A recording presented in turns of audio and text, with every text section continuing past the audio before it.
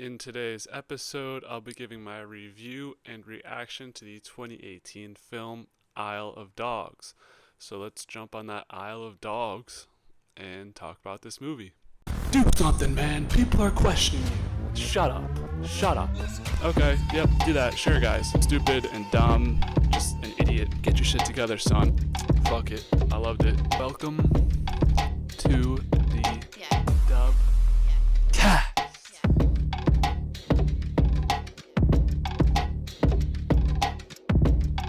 The Isle of Dogs was released on February 15th, 2018. The genre is a science fiction comedy drama. The runtime is an hour and 41 minutes. The budget is $64 million. The director is Wes Anderson, which the only movie I've seen of Wes Anderson's before this was Moonrise Kingdom. The stars in this movie, we have a lot of stars, so feel free to skip ahead 30 seconds if you don't want to hear me tell the stars. So here we go. Bryan Cranston, Koyu Rankin, Edward Norton, Liev Schreiber, Bill Murray, Bob Balaban, Jeff Goldblum, Scarlett Johansson, Kunichi Nomura, Tilda Swinton, Ken Watanabe, Akira Ito, Greta Gerwig, Akira Takayama, Frances McDormand, F. Murray Abram, Yohiro Noda, Fisher Stevens, Mari Natsuki, Nihiro Murakami, Yoko Ono, Harvey Keitel, and Frank Wood. So I will give my overarching review of the movie, then give it a score, compare that score amongst other movies I've reviewed so far up to this point, and then I'll get to my thoughts and reactions throughout the film. So let me preface this by saying I did watch this on a plane ride, so I wasn't able to take as in-depth notes as I usually would, but overall I thought this was a pretty fun movie. I can definitely kind of pick up on the sense of what a Wes Anderson film kind of gives you just from watching this in Moonrise Kingdom. It's all about, I kind of saw the similarities in how the story was presented in Moonrise Kingdom. I thought the animation in this movie was pretty good. Sometimes I felt like the animation was a little bit lazy, though, just a little bit off. Like the fight scenes being just a cloud of smoke. I'm not sure I was really a fan of that, but I understand that, it's a Wes Anderson movie, so they're not really supposed to take a lot of these scenes seriously. I think the plot was pretty compelling with the sort of persecution storyline. I like the main character of Chief, but it felt like we could have maybe learned a little bit more about his companions, the other dogs that he's running in with the pack for most of the movie, but I get it's kind of like a 1-2 punch of him and Spot that are really the main characters we're focusing on. But I thought maybe it could have.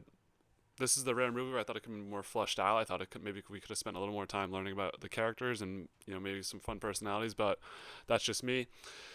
So the music I thought was okay. I'm not sure if I really liked that constant drum beating in the background. I think thinking back on it, it's something I'm definitely gonna remember from this movie. But I don't like.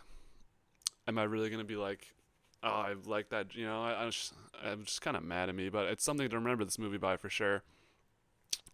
I definitely thought it was interesting to see Bryan Cranston in a movie. Obviously, not obviously, but I had just watched Breaking Bad within the past year, so that's really all I knew him from. So watching him in this movie as like a dog, and I didn't know he really did movies like that, so I thought that was pretty interesting to see him in this role. Didn't think it was something he usually do, but I thought he did pretty well in his part. I think overall, as well, some of the plot points could have been a little more complex, like Atari and Spot's relationship, the other dogs' backstories, as I mentioned before, and some of the other groups we met on Dog Island, etc. Just kind of, I felt like it was a little short, honestly, of which usually I'm saying movies are too long, but this one felt a little short. I would recommend this to fans of Wes Anderson to check out. They'd probably love this movie. I'm sure they already do. I haven't seen a lot of online reviews for this, but it's a fun ride for me, but not something I'm really going to be fully recommending to people. So I'm landing at a kind of a standard 7.5. That's just, it's okay. It's fun to watch, but I'm not in a rush to rewatch it or really recommend it to other people. So 7.5 to me is kind of like the standard of being just like fine and like a solid movie. So that's where I'm going to land this one at. So let's compare this 7.5 score amongst the other movies reviewed so far on the Dubcast. So this ranks at number 28. This is our 37th movie review. Crazy.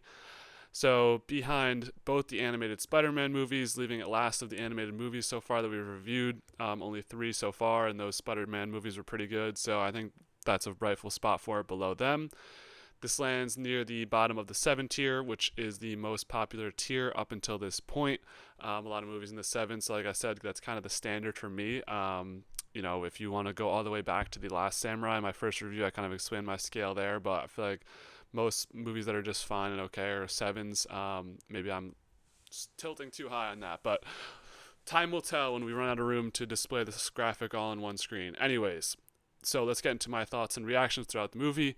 Like I mentioned, didn't have a ton of stuff on this one. Was on a plane. I was also fighting a sickness on the plane with tissues in hand.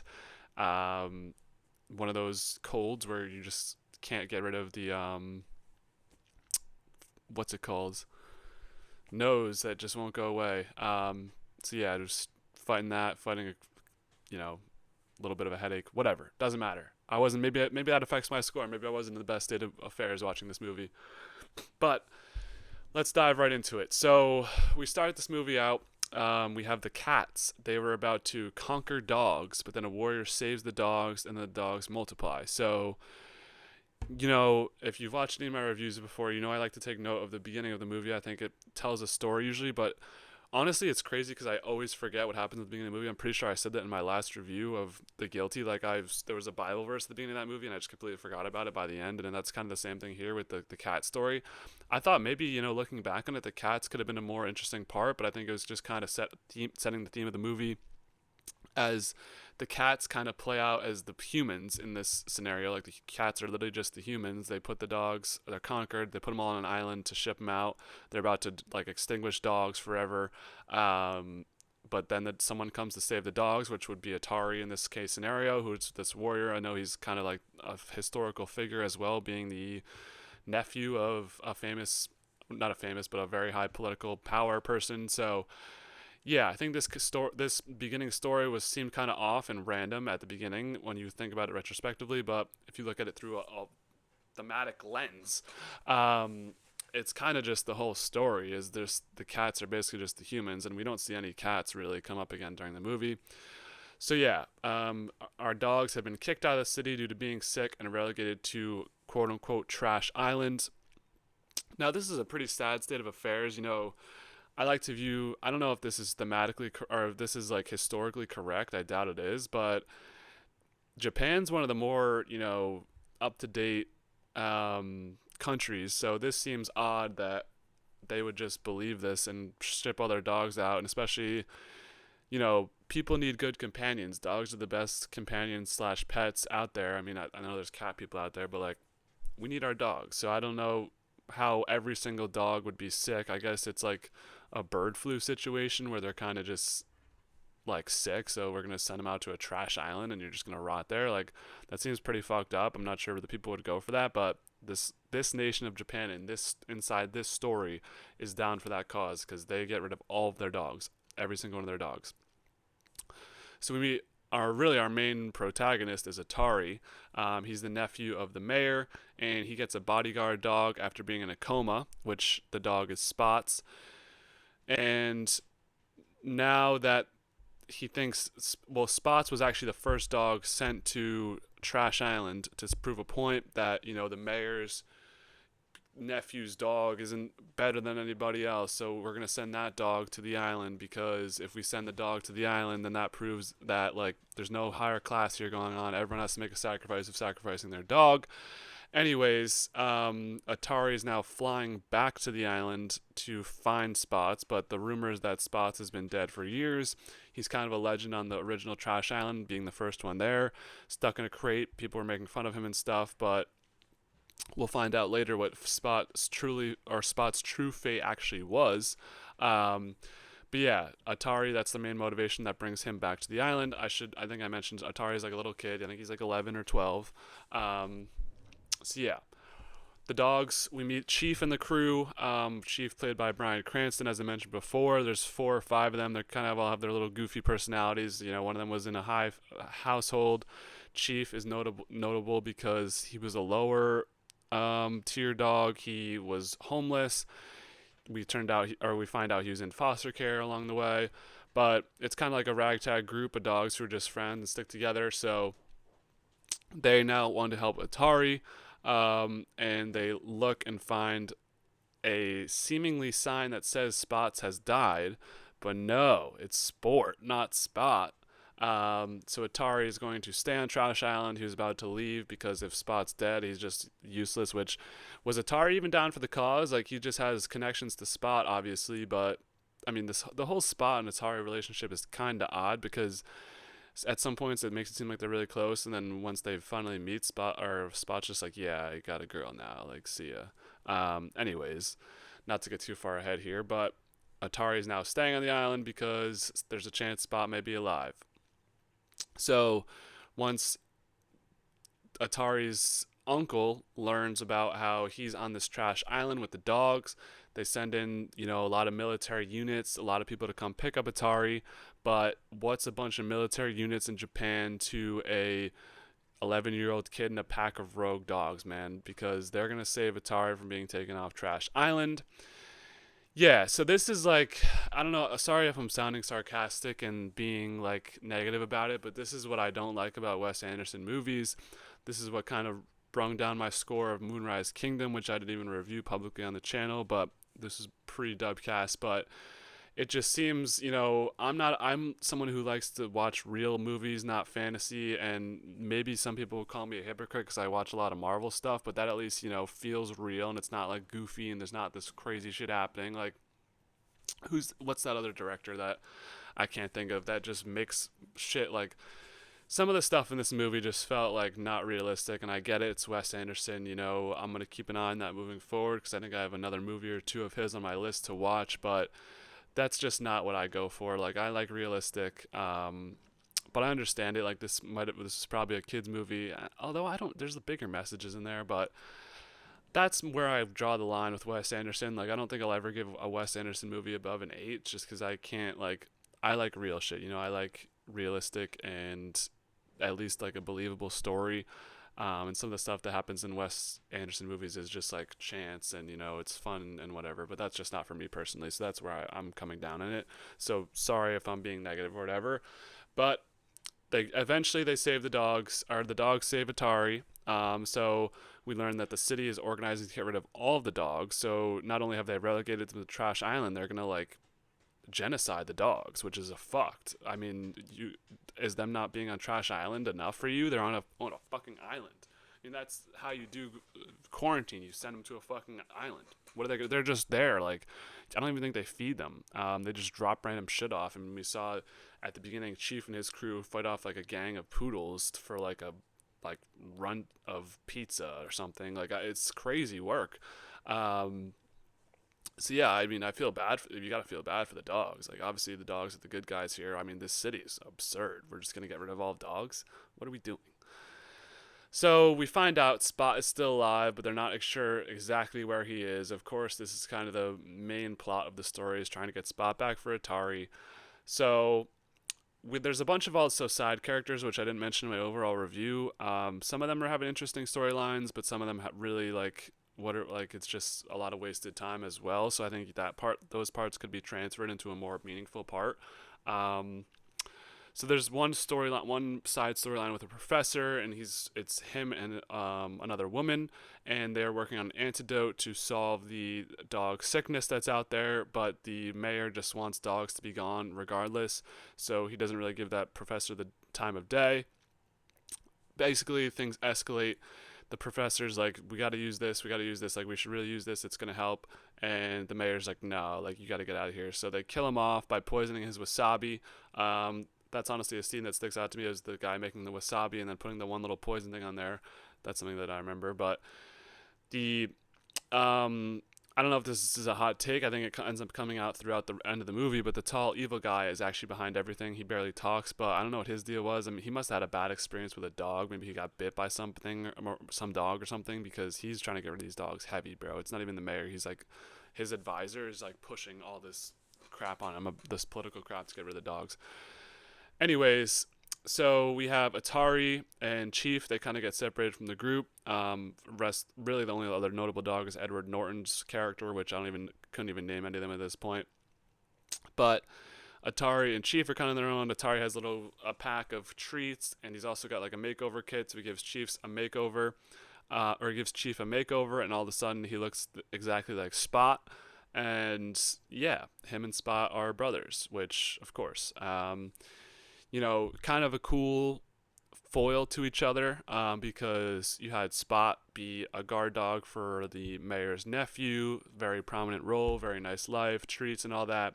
And then you have Chief, who is given to the streets. He was the runt of the litter, disregarded his whole life, had to fight for everything he has. So it's kind of like the opposite ends there. So I'm fine with them being brothers. Like, I think that's a good story. So we find out that Spot was captured by the cannibal dogs, but that is just a rumor. The quote unquote cannibal dogs do not actually eat other dogs. They only did it once when someone was in a coma to put them out of their misery. So they're not like Gareth and the other people in The Walking Dead. They're not cannibals. They're just, hungry in times of need and of mercy almost, because if a dog's in a coma, I guess there's a chance it could wake up. But Spot is with them, so they're not actually as bad as we thought. We have another good Wes Anderson scene here, or just thing. So Spot has a secret weapon in his tooth that when he takes it out, it can just shell out bombs. Like, all you can do is laugh, like, whatever at this point. Like, you realize at this point in the movie, at least, I mean, if you haven't so far, that this isn't the most realistic, and it's just kind of like we write it as we go and make a fun story. So they have to go across the river into the city in order to stop the mayor and his plan to exterminate the dogs. So they're on the mission, really. It's like Chief, Spot. Spot has met a woman now, a female dog. I should mention also we've met Scarlett Johansson's character, who's this like kind of show dog who is just kind of doing her own thing and just being like flirty with Chief at the beginning. So yeah, they are on their way back, but without Spot. Or Spot's gonna have to take a back seat, or he wants to take a back seat because he's got a woman now. She's expecting kids. Like, he's living the life. He didn't not really want to go back to Atari, but he was happy with his life on Trash Island. Like, I think there's kind of a theme there of, you go from being the highest high, but then you come down to the Trash Island, but you can still make friends, find a significant other. Good for him. So yeah, they are on their way back to the city. Chief now says he'll meet Nutmeg in the city to the Black Owl. Apparently there's this Black Owl that can just go around and pass messages. Nutmeg is the Scarlett Johansson character. So kind of a very weak romantic relationship, in my opinion. Just kind of one scene together and then we're gonna like romantically get together. Like, I don't know if this movie necessarily needed a romantic arc, I guess, to complete Spot's or Chief's transformation, but I thought that was kind of weakly developed, just my opinion. So Atari, while all this is happening, a lot of chaos is happening, they're on their way back to the city. Atari names Chief as his new bodyguard instead of Spot, due to Spot having his puppies. He's got to have work on his kids, live his own life. Chief is now in control. So Chief and Atari, this comes down to this confrontation where the Chief is about to deploy the bombs and kill all the dogs and basically commit a genocide. But Chief and Atari rush the mayor. They give a haiku about how dogs should stay. This leads the mayor to undo his decree due to his personal relationship with his nephew and also the meaningness of the haiku. Very nice message there. Unfortunately for all parties involved, the tall old guy is still anti-dog. He's kind of just the evil force really in this movie that, you turn like the main antagonist, but the real main antagonist is the different guy, so he's still on it. They tussle, which leads to an injury for Atari and Chief. Essentially, they end up solving the day, though. They are going to keep the dogs here. Atari is put into a prominent leadership position. Instead of killing them all, he gives them a penalty for all the people involved in the dog operation. And now Atari is the leader of the city in Japan, and Spot is now the security detail and reunited with Nutmeg. So, happy story. So yeah, that'll wrap up Isle of Dogs. Not my most in-depth review. I feel like there's not really much more I could have got into. I mean, you had the storyline with the student, which I thought her scenes were pretty annoying, to be honest. I think we got what we needed with the professor scenes. I'm not sure we needed the student scenes. I'd like to have learned a lot more about the dogs. Like you had Edward Norton on the cast, and he was just kind of a side character.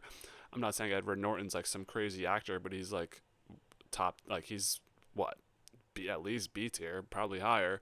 Um, just my opinion, like reading some of these names on the list, you have Scarlett Johansson, like that could have been more developed. I thought this is like the third time I've said it, but this is one of the weird movies where I think you could have actually done more with more time. And I know it's animation, so it's kind of harder to figure all that out, and it's a lot of hours. I know on the Spider-Man Across the Spider-Verse and even the new one that they're supposed to make, like animation's killing them. This was 2018, so this wasn't even like, I mean, now his animation's got to be crazy, but in 2018, that's probably like the groundbreaking animation time. So I'm not going to fault it too much. I gave it a 7.5. Thought it was an okay, solid film. Like, I'm not upset that I watched it at all. I'm actually kind of glad I watched it. It was a good story. So, what would you guys rate this movie? Am I too high? Am I too low? Am I just right? Are you fans of Wes Anderson and his shenanigans that happen in the movies? I am not really a fan of it, but it doesn't take away too much. Like, I think I still gave Moonrise Kingdom a 6 point something. This gets a 7.5. Um, so, what did you guys think of Isle of Dogs? Let me know. Feel free to let me know down below in the comments. Leave a subscribe, leave a like, leave a comment. Next movie review, I can confirm, will be American Gangster. So we have that on tap. We got weekly NFL streams with my good friends Cam and Mikey. We've been having a blast doing that live on YouTube before the NFL week starts. This might be coming out during fight week. UFC 311. I'm trying to pull a guest for that. We'll see what happens. Besides that, once football is kind of winding down, I'll get back into shows, still do a lot of movies, and just everything's happening on the channel, man. So make sure to stay tuned. Like, subscribe, dislike, comment if you want to. And as always, be easy, y'all.